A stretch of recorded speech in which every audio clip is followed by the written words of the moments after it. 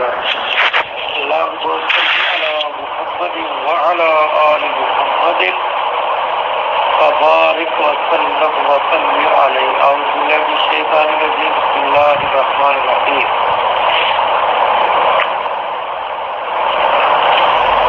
باب من لبس شهرة من الثياب. جو شخص شہرت اور ناموری کے لیے کپڑے پہنے، جو شخص ناموری کے لیے کپڑے پہنے اس کا حکم کیا ہے؟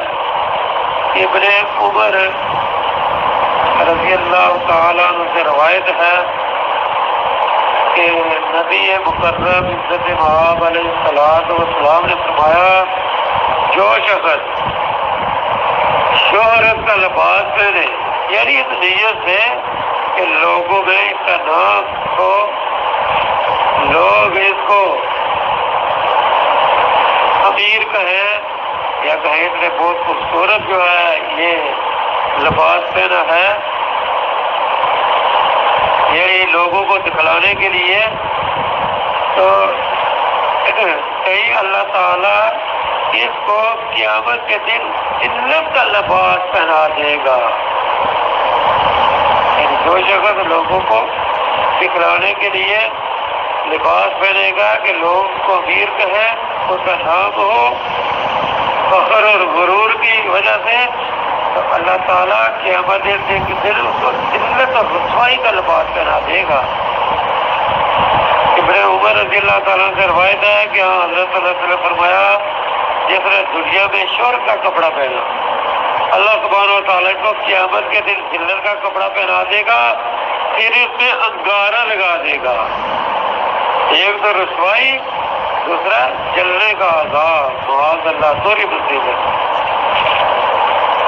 دنیا میں تکبر اور غرور کی وجہ سے کپڑا جو پہنے، اکثر لوگ جو ہے یہ اپنے ٹخنوں کو نہیں ڈھانپتے. کیوں؟ شاید ہم اچھے نہیں لگتے، ایسے برا لگتا ہے. تو انہوں نے ایسے کپڑے یعنی کہ اپنے شلوار پونچا جو ہے وہ زمین پر گھسیٹتے جا رہے ہوتے ہیں، ویسے ہی تکبر کی وجہ سے. اور یہ بات کئی دفعہ کی ہے کہ اللہ کے نبی کی بات کو نہ ماننا یہ سب سے بڑا تکبر ہے. یعنی حق بات کو جھٹلا دینا یہ تکبر ہے. اللہ کے نبی کی سچی بات ہے، حق ہے، تو جب اسے آدمی منہ پھیرے گا تو یہ تکبر ہے. تو جو اس طرح کا کپڑا پہنے گا دکھانے کے لیے لوگوں کو، تو اللہ تعالیٰ کو ذلیل اور رسوا کریں گے. اور پھر دوسرا عذاب یہ آگ کا عذاب ہوگا. ابو ذر رضی اللہ تعالیٰ سے روایت ہے کہ حضرت صلی اللہ علیہ وسلم نے فرمایا، جو کوئی شہرت کا لباس پہنے، اللہ تعالیٰ قیامت کے دن اس سے منہ پھیرے گا، یہاں تک کہ اس کو رکھے گا جہاں رکھے گا، یعنی دوزخ میں.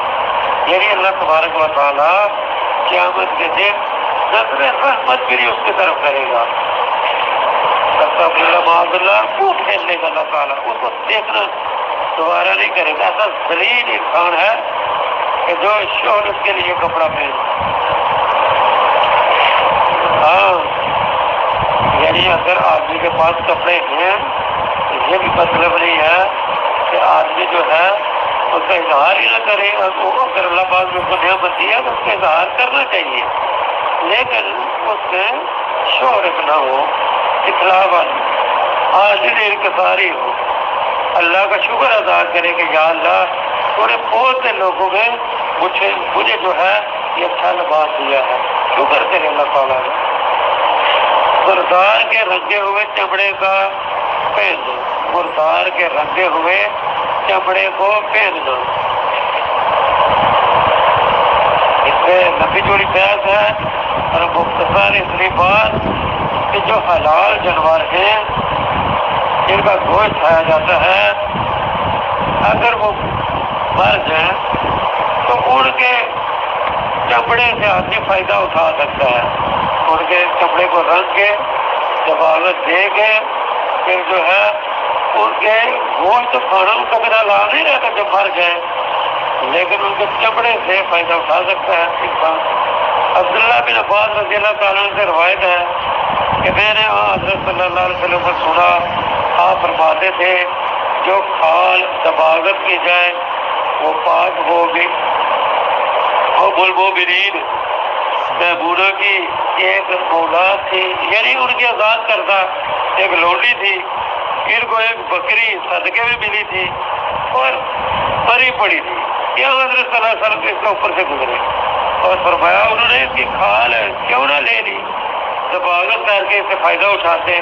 لوگوں نے عرض کیا یا رسول اللہ وہ تو مردار ہے، آپ نے فرمایا مردار کا صرف کھانا حرام ہے، نہ اس کی کھال سے فائدہ اٹھانا۔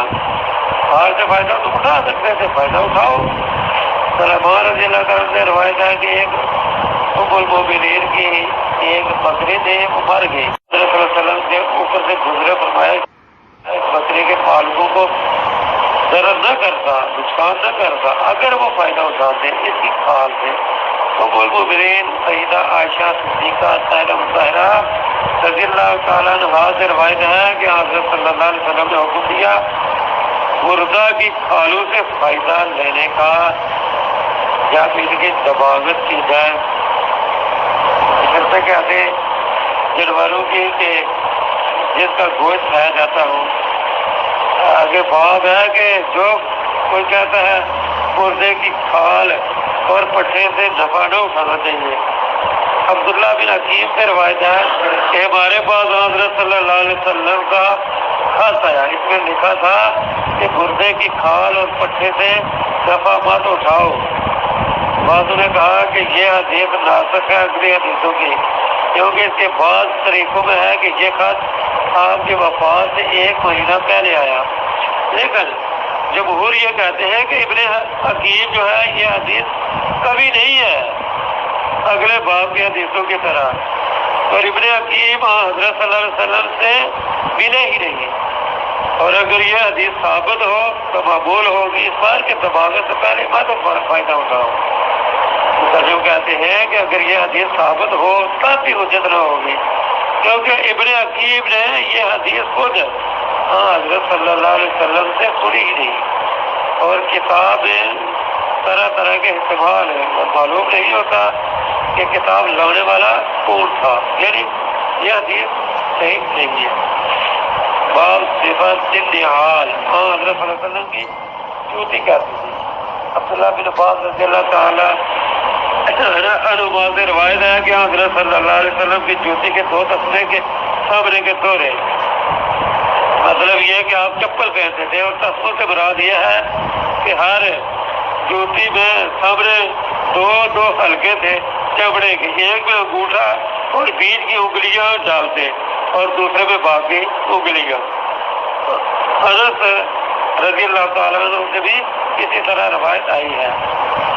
جوتی پہننے اور اتارنے کا بیان ابو ہریرہ رضی اللہ تعالیٰ عنہ سے روایت ہے کہ حضرت صلی اللہ علیہ وسلم فرمایا جب کوئی تم میں سے جوتا پہنے تو پہلے دایاں اور جوتا پہنے، اور جب اتارے تو پہلے بایاں اتارے، یعنی جب پہنے تو پہلے دائیں پاؤں میں جوتا پہنے، جب اتارے تو بائیں پاؤں کا جوتا اتارے۔ ایک پاؤں میں جوتا پہن کر چلنے کی ممانعت۔ ابو ہریرہ رضی اللہ تعالیٰ سے روایت ہے کہ حضرت صلی اللہ علیہ وسلم فرمایا کوئی تم میں سے ایک جوتا پہن کر نہ چلے، نہ ایک موزہ، بلکہ دونوں جوتے یا موزے اتار کر چلے یا دونوں کو پہن کر چلے۔ دوسرے حدیثوں میں موزے کا لفظ نہیں ہے، یعنی دوسرے حدیثوں میں صرف جوتی کا لفظ ہے۔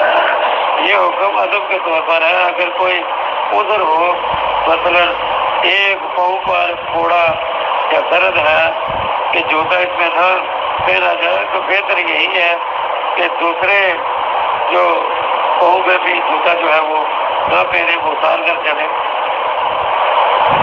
یعنی ایک جوتا پہن کر نہ چلے، کیا دونوں اتارے کہ دونوں کو پہنے، کھڑے ہو کر جوتا پہننا۔ ابو ہریرہ رضی اللہ تعالیٰ سے روایت ہے کہ حضرت صلی اللہ علیہ وسلم نے کھڑے ہو کر جوتا پہننے سے منع کیا ہے۔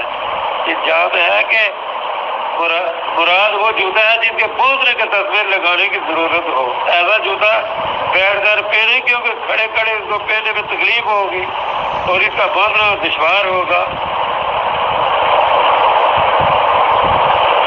تو جتنی حدیث سنی ہے اللہ تبارک و تعالیٰ سے دعا ہے کہ اللہ تعالیٰ حدیث کو سن کے نبی صلی اللہ علیہ وسلم کے فرمان کو سن کر اللہ عمل کرنے کی توفیق عطا فرمائے.